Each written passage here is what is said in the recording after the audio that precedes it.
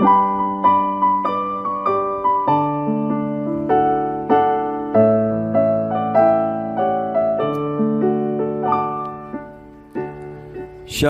salam sejahtera bagi Bapak Ibu Saudara-saudara, anak-anak yang dikasihi oleh Tuhan Yesus Kristus. Berjumpa kembali bersama saya Pendeta Eka di dalam renungan firman Tuhan pada hari ini, hari Rabu 19 Oktober 2022. Sukacita dan damai sejahtera dari Tuhan Yesus kiranya menyertai hidup kita sekalian. Puji nama Tuhan. Pembacaan firman Tuhan pada hari ini sampai pada Yesaya pasal yang ke-46. Kiranya firman Tuhan yang kita baca dan sebentar kita akan merenungkan sungguh memberkati hidup kita. Mari kita akan berdoa terlebih dahulu.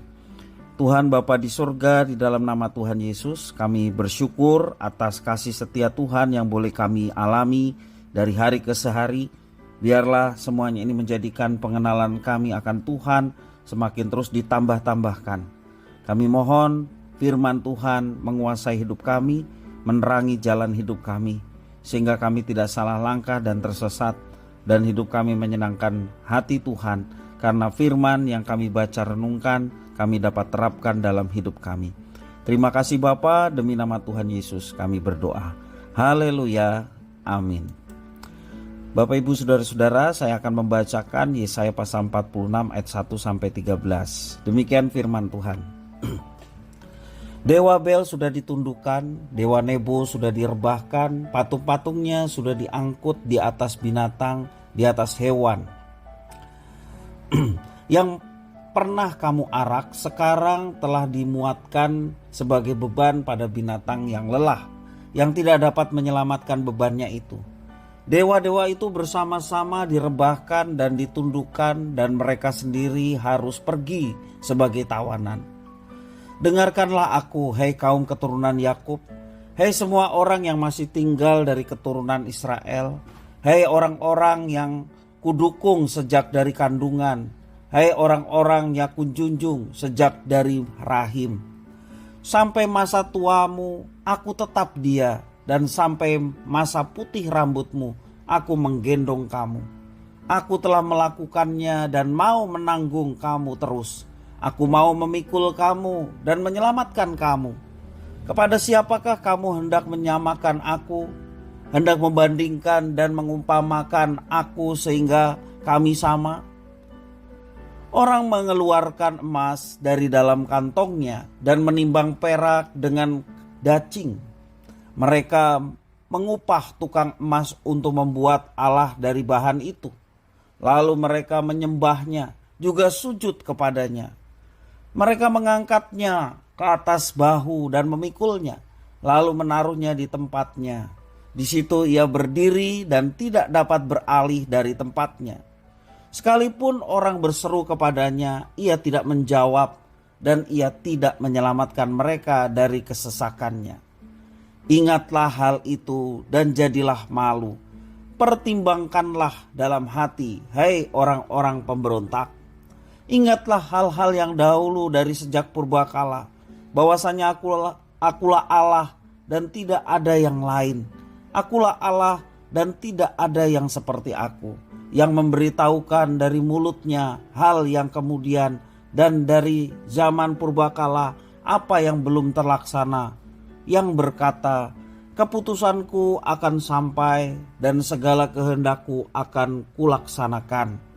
Yang mengambil burung buas dari timur, dan orang yang melaksanakan putusanku dari negeri yang jauh. Aku telah mengatakannya, maka aku hendak melangsungkannya.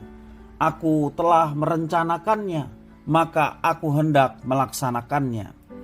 Dengarkanlah aku, hai orang-orang yang congkak, orang-orang yang jauh dari kebenaran. Keselamatan yang daripadaku tidak jauh lagi, sebab aku telah mendekatkannya, dan kelepasan yang kuberikan tidak tertangguh lagi. Aku akan memberikan kelepasan di Sion dan keagunganku kepada Israel. Bapak Ibu Saudara-saudara yang dikasihi oleh Tuhan, jika ada pertanyaan seberapa setiakah Tuhan Allah Israel menyertai umatnya, maka jawabannya adalah senantiasa setia. Walaupun ada kalanya bangsa itu tidak setia, namun Allah selalu memberikan peringatan, juga hukuman, pendisiplinan kepada bangsa Israel, umat pilihannya, sehingga bangsa itu berbalik kembali kepada jalan Tuhan yang telah ditetapkannya. Di masa lalu Allah tetaplah Allah umatnya dan senantiasa mau menanggung mereka. Allah mau memikul dan menyelamatkan mereka sampai kapanpun.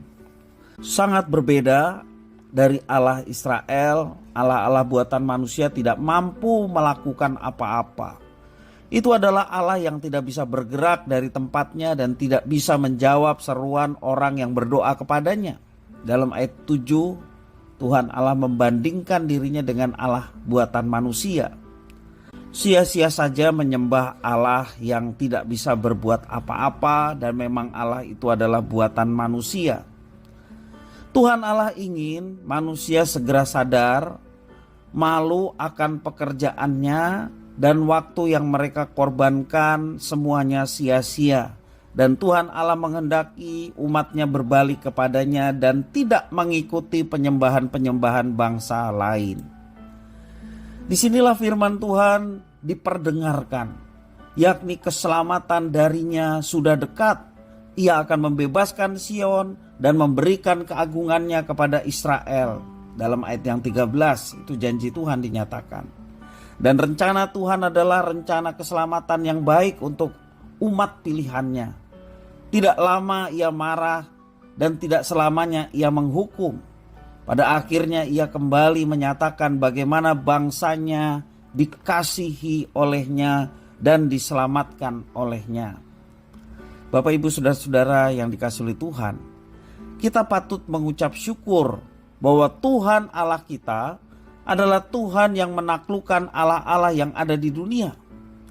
Ia juga adalah Allah yang penuh kasih. Ia senantiasa memperhatikan kehidupan umatnya. Kadang kita tidak ubahnya seperti bangsa Israel yang kerap kali mengeraskan hati dan bertindak semau kita sendiri.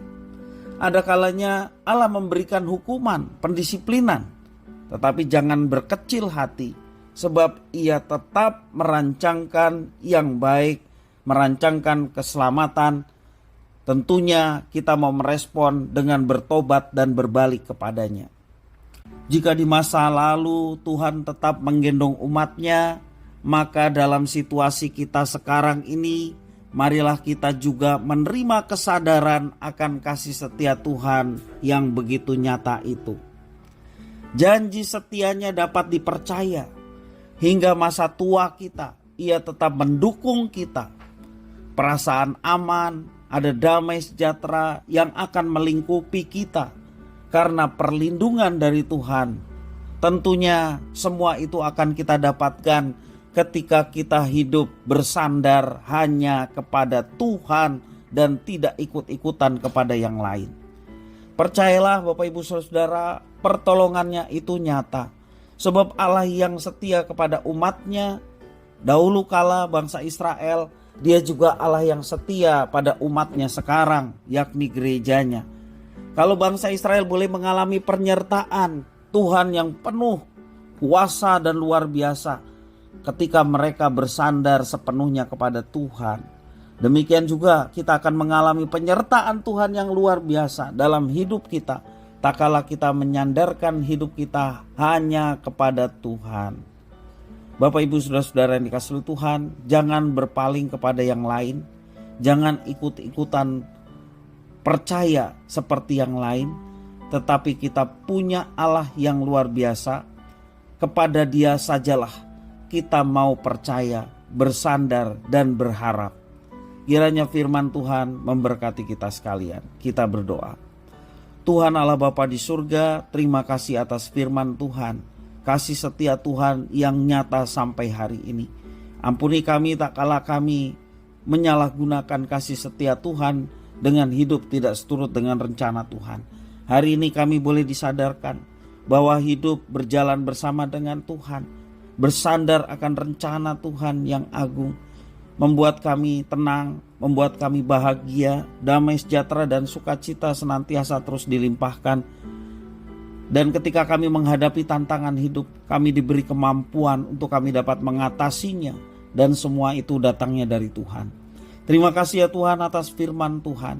Jadikan kami anak-anak-Mu yang setia dan terus belajar taat sepanjang hidup yang Tuhan percayakan, sehingga nama Tuhan dipermuliakan.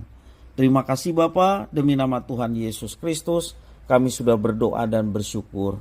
Haleluya. Amin.